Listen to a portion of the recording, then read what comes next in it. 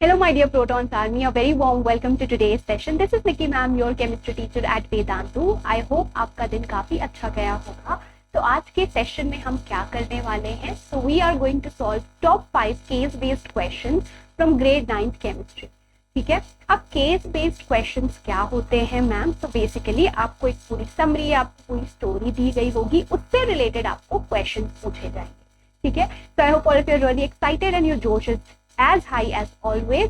तो स्टार्ट करते हैं आज का session with a bit of motivation, है ना. निकी मैम के हर सेशन में मोटिवेशन, एंथुसियाज्म जरूरी है ना. So what it says, believe in yourself and you will be unstoppable. It's very important कि खुद पे भरोसा रखो. खुद पे भरोसा रखना बहुत जरूरी है ताकि आप हर मुश्किल बेसिकली अच्छे से फेस कर सको. And putting in consistent efforts that will make you unstoppable. आप हर दिन जितना efforts लगा रहे हो, खुद पे भरोसा रख रहे हो, that will actually help you to rock your exam. है ना. स्टार्ट करते हैं आज का सेशन. एंड बच्चा party, you can follow your Nikki ma'am on Instagram and Telegram as well to connect with me more, जिसका मैंने लिंक यहाँ पे आपको मेंशन कर दिया है. ओके, तो स्टार्ट करते हैं आज का फर्स्ट क्वेश्चन और मैम के साथ साथ आपको भी सॉल्व करते रहना है. ठीक है. तो क्वेश्चन पढ़ते हैं, उसके बाद हम देखेंगे क्या चीज दी गई है, क्या पूछा गया है, उसके बाद हम पूरा कॉन्सेप्ट डिस्कस करेंगे. तो हमारे पास फर्स्ट क्वेश्चन है, a student filled a bottle of ammonia in one corner of the laboratory. Soon the whole laboratory was filled with pungent, irritating smell. तो भाई एक बच्चा है, ठीक है, लैब लेके गई थी, है ना, उसको केमिस्ट्री टीचर, इमेजिन करो निकी मैम आपको लैब लेके गई है. ठीक है. तो गलती से एक कोने में एक बच्चे से जो अमोनिया बॉटल था वो हाथ से फिसल गया. ऑब्वियसली अब बॉटल गिरा है नीचे अमोनिया का, so the whole ammonia gas actually spilled out. ठीक है, बाहर निकल गया. The students immediately opened the windows and doors and switched on the exhaust fan. तो बच्चों ने क्या किया, जितनी भी खिड़कियां या दरवाजा बंद थी उनको खोल दिया, एग्जॉस्ट फैन सारे ऑन कर दिए. ये करने के बाद after some time students got relief. और जब उन्होंने ये चीज की तो बेसिकली उनको थोड़ी राहत मिली, दे हैव गॉट रिलीफ. तो वो पूछ रहा है कि बताओ भाई एग्जैक्टली ऐसा क्या हुआ, ऐसा क्या जादू हुआ कि भाई उन्होंने दरवाजे खोल दिए, खिड़की खोल दी, एग्जॉस्ट फैन ऑन कर दिया तो उनको रिलीफ, अच्छा राहत मिली. तो क्या हुआ होगा ऐसा बच्चा पार्टी, क्या आप मेरे को बता सकते हो एग्जैक्टली? सोचो सोचो, मैम भी आपको हेल्प करेगी. हम एक बढ़िया से प्रोसेस के बारे में पढ़ेंगे जो कि यहाँ पे इन्वॉल्व है, दैट इज diffusion. है ना. What exactly is diffusion? That is the movement of particles. है ना. Particles का movement from high concentration to low concentration. यहाँ पे एक चीज जो मुझे दिख रही है अच्छे से वो है अमोनिया गैस. और हमें पता है कि अमोनिया के केस में obviously it's an example of a gas, तो गैसियस स्टेट में डिफ्यूजन का रेट ज्यादा होता है. क्यों ज्यादा होता है? क्योंकि भाई बहुत ज्यादा स्पेस है, तो अच्छे से जो जितने भी गैसियस पार्टिकल्स है वो बढ़िया घूमते फिरते दौड़ते रहते हैं, है ना.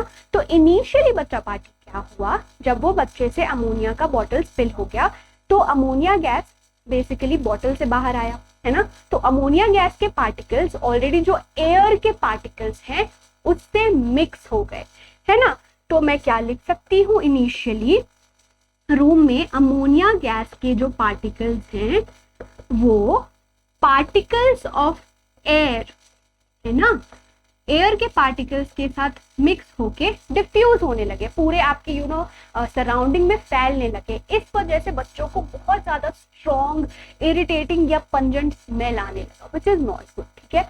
तो अब इस प्रॉब्लम का क्या सोल्यूशन निकला? अब ये चीज हो रही है, you are actually having this pungent, strong, irritating smell. जब उन्होंने दरवाजा या खिड़की या एग्जॉस्ट फैन ऑन कर दिया तो जो आपके जो लैब में अमोनिया गैस के पार्टिकल्स और एयर पार्टिकल्स थे वो बाहर गए, है ना. बाहर की भी हवा अंदर आई, है ना. रूम के बाहर की जो हवा थी वो अंदर आई. इस वजह से अमोनिया गैस का कॉन्सेंट्रेशन जो अमाउंट है वो कम हुआ और बच्चों को रिलीफ मिला. समझ में आ गया? तो ये पूरी कहानी यहाँ पे इन्वॉल्व है. ठीक है. और जो प्रोसेस यहाँ पे हो रहा है दैट इज डिफ्यूजन, है ना. आ गई बात समझ में? एक बार देख लेते हैं क्या लिखा गया है यहाँ पे. Initially when the student spilled the bottle of ammonia, the ammonia gas particles diffused with the particles of air.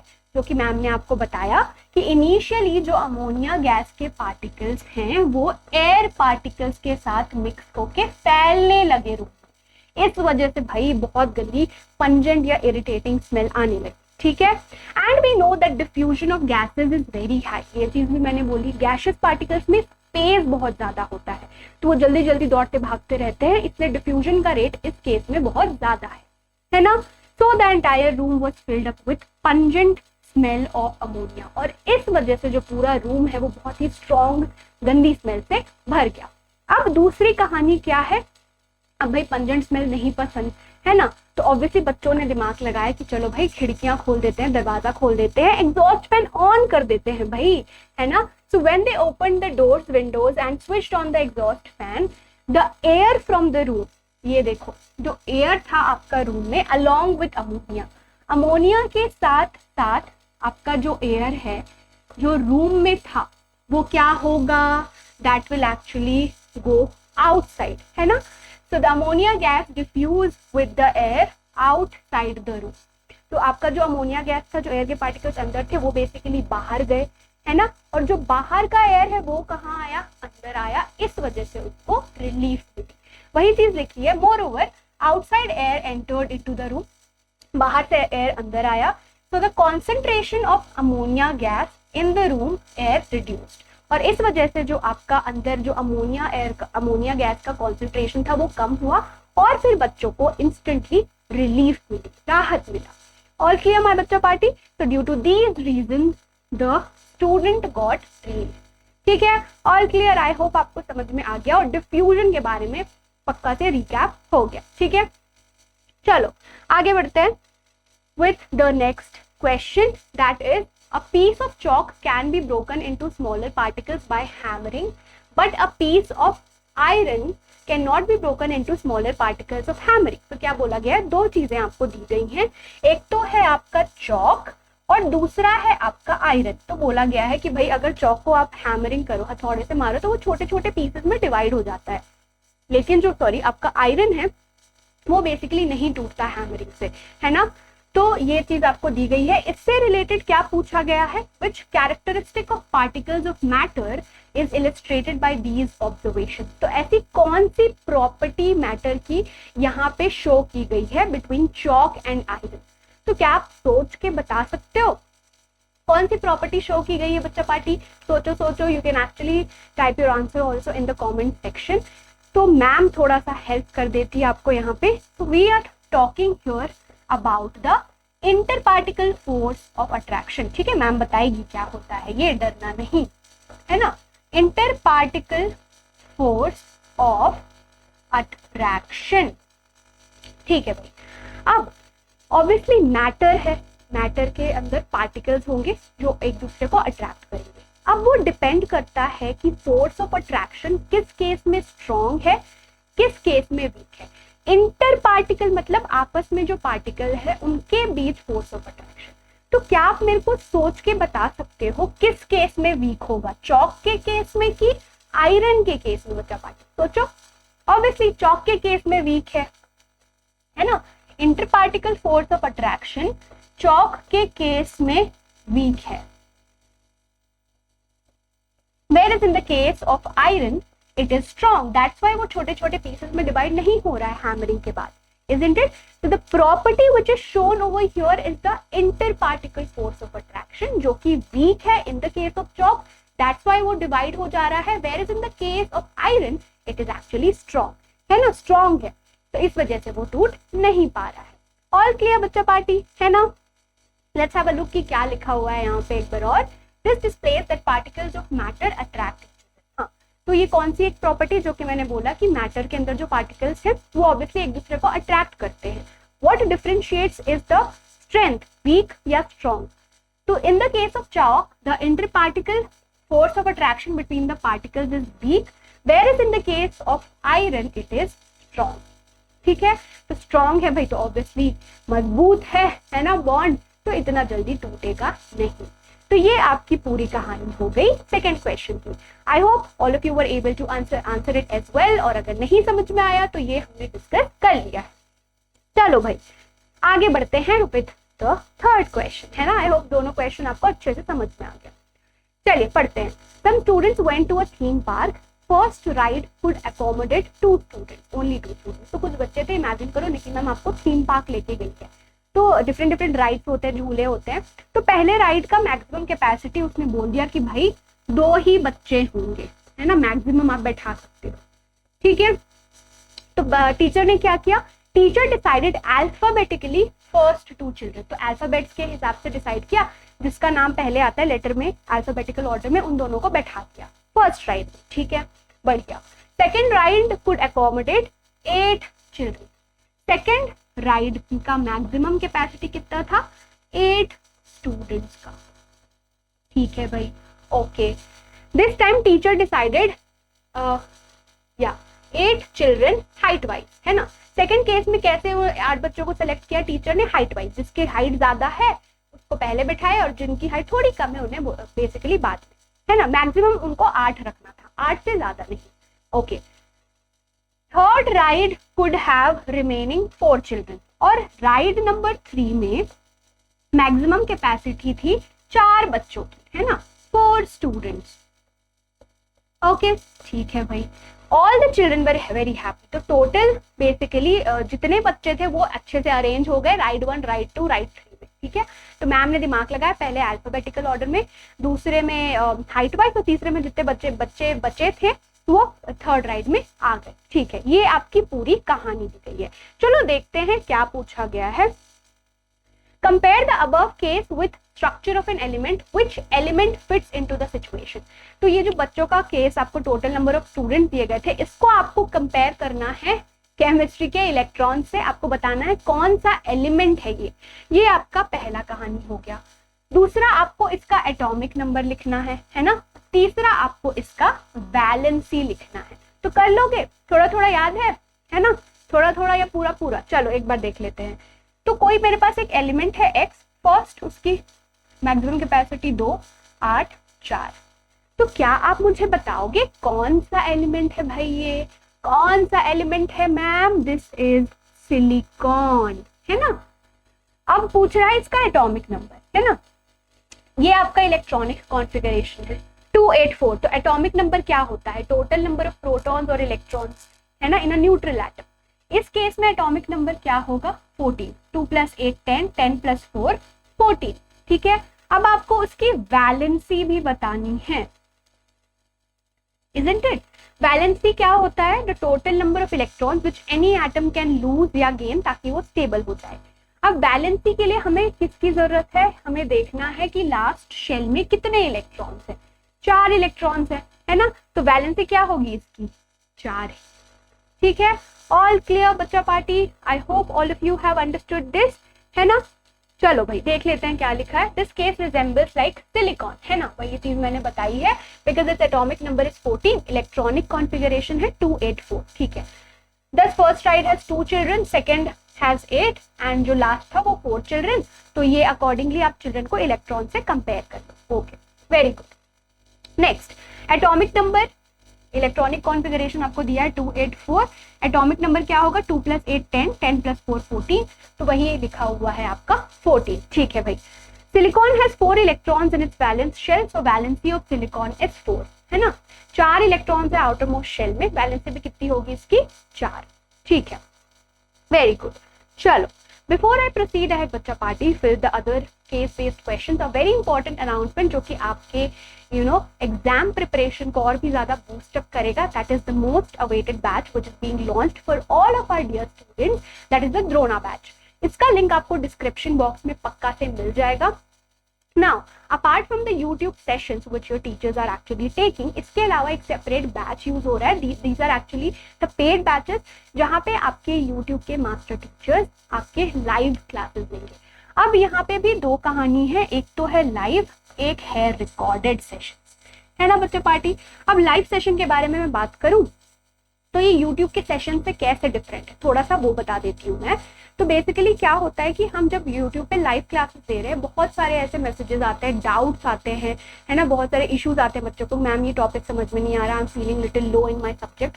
तो कभी कभी वो चीजें मिस हो जाती हैं। Here you are getting personalised attention, है ना, also you can use my coupon code, तो आपको 50% ऑफ में आराम से मिल जाएगा, है ना।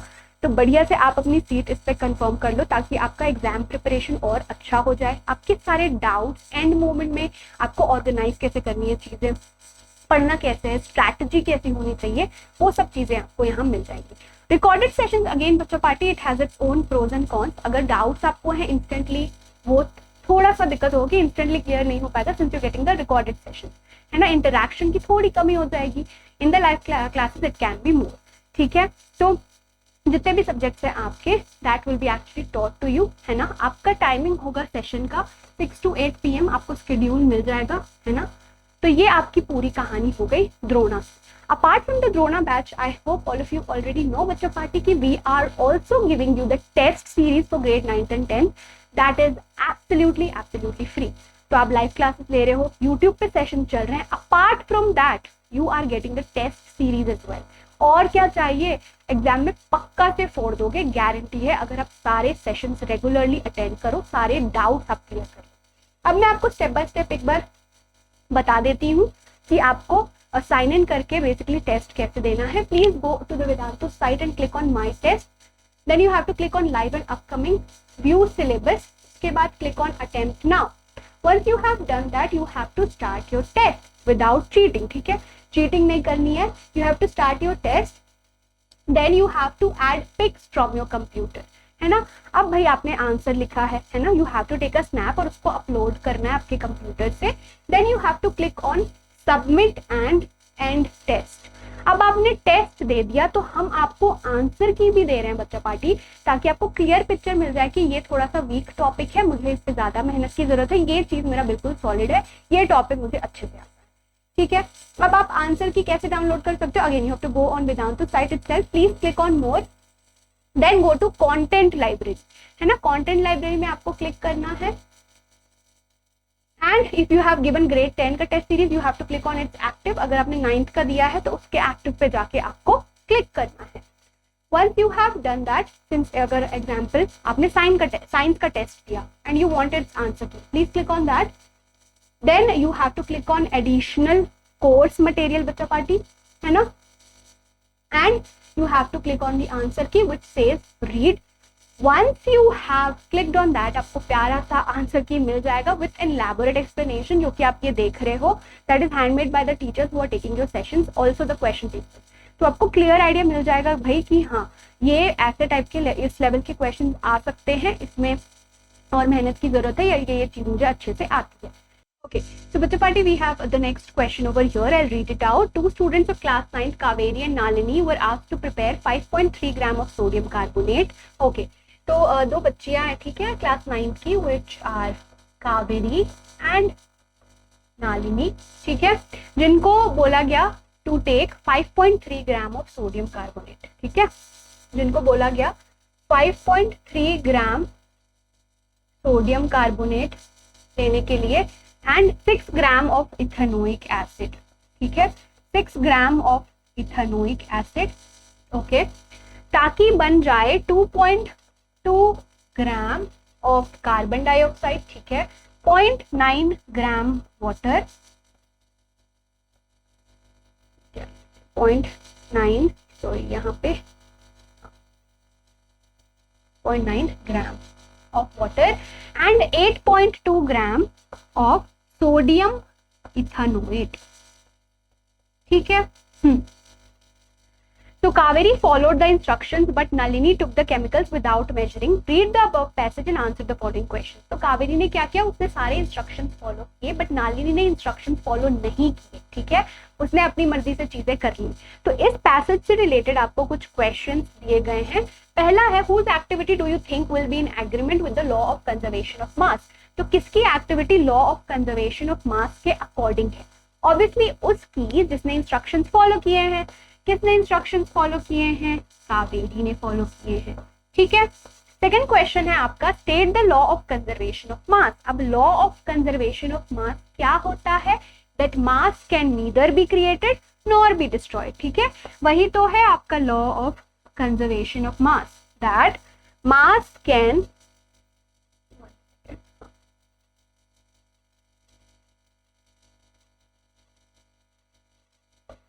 mass can neither be created, ये मैं आपको एक बार और समझा दूंगी, nor be destroyed। ठीक है बच्चों पार्टी, ये आपका लॉ ऑफ कंजर्वेशन मास। ठीक है, अब कोई केमिकल रिएक्शन हो रहा है तो total mass of reactant will be always equal to the total mass of product, है ना। ऐसा कभी नहीं होगा कि मास अनइक्वल होगा ऑन बोथ द साइड, है ना। तो ये आपका law of conservation of mass है। थर्ड है कि whose method do you like and why. तो obviously Kaveri has followed all the instructions, तो उसका तरीका अच्छा है ना, and obviously we like that, isn't it. तो ये आपकी पूरी कहानी हो गई कावेरी और नालिनी के बारे में। तो वही चीज लिखी गई है, एक बार देख लेते हैं। Kaveri took the chemicals after measuring, तो she is following the law of conservation of mass. Nalini ने इंस्ट्रक्शंस फॉलो नहीं किए हैं। ठीक है, according to the law of conservation of mass, mass can neither be created nor be destroyed. ये चीज मैंने आपको बता दी कि mass can neither be created nor be destroyed. Total mass जो before and after the reaction होता है that is actually equal. I like the method of Kaveri because she performed the experiment following all the instructions. तो उसने सारे instructions follow किए, तो obviously Kaveri का तरीका बिल्कुल सही है। ठीक है बच्चा पार्टी, all clear। चलो आगे बढ़ते हैं with the next part. The concentration of a solution is defined as the amount of solute that is present in a given amount of solution. Concentration को आप define कैसे करते हो कि कितना amount of solute present है आपका solution में, है ना। Concentration can be expressed by the terms mass by mass percentage या mass by volume percentage। आप concentration को mass by mass percentage में represent कर सकते हो या mass by volume percentage में भी represent कर सकते हो। ठीक है, अब देखते हैं इससे भाई क्या पूछा गया है। Ayush has prepared 0.01% by mass solution of sodium chloride in water, calculate the composition. ठीक है, तो आयुष ने 0.01% मास बाय मास सोल्यूशन बनाया है NaCl का, किसमें, सॉल्वेंट क्या है यहाँ पे, पानी, विच इज H2O। तो आपको टोटल कॉम्पोजिशन कैलकुलेट करना है, तो क्या आप कैलकुलेट कर सकते हो, बताओगे मुझे? आप पॉज करके वीडियो भी सॉल्व कर सकते हो। ठीक है, तो 0.01% बनाया है, मतलब कि 0.01 ग्राम NaCl in total 100 gram of solution, है ना। तभी तो आपका 0.01% आएगा मास बाय मास का, क्योंकि मास बाय मास आप कैसे कैलकुलेट करते हो, mass by mass percentage that is equal to mass of solute divided by mass of solution multiplied by 100, है ना। तो अगर उसने 0.01% बनाया है, उसका मतलब उसने 0.01 ग्राम NaCl लिया है इन 100 ग्राम ऑफ सोल्यूशन। ठीक है, ये आपका कॉन्सेप्ट हो गया, है ना। वही चीज यहाँ पे भी लिखी गई है कि भाई mass by mass percentage is equal to total mass of solute divided by mass of solution multiplied by 100। तो 0.01% का मतलब क्या है कि मैंने 0.01 ग्राम सोल्यूट लिया है टोटल 100 ग्राम ऑफ सोल्यूशन। ठीक है, अब यहाँ पे ये कहानी हमें पता चल गई, तो क्या मैं इससे मास ऑफ वाटर कैलकुलेट कर सकती हूँ मैम? यस। तो टोटल मास ऑफ वाटर क्या होगा, total mass of solution which is 100 minus mass of solute which is 0.01। जब आप इसको सब्ट्रैक्ट करोगे तो क्या आएगा, ये 99.99 ग्राम। ठीक है, तो इसका मतलब है कि उसने 0.01 ग्राम NaCl लिया है 99.9 ग्राम पानी में। So that is the entire composition. I hope it's clear to all of you बच्चा पार्टी, इजंट इट? समझ में आ गया, है ना। Okay, so that's it for today's session बच्चा पार्टी। ये आपका प्यारा प्यारा सा होमवर्क है जो आप पक्का से कर लेना। Calculate the mass of sodium sulphate required to prepare its 20% solution in 100 gram of water। ठीक है, ये कर लेना। So that's it for today's session students. I hope आपका अच्छा खासा रिवीजन हो गया on case based questions. If you have like today's session, आप पक्का से कमेंट कर देना और होमवर्क का आंसर भी कमेंट सेक्शन में भर देना। ठीक है, thank you so much for joining in. See you very very soon, bye bye.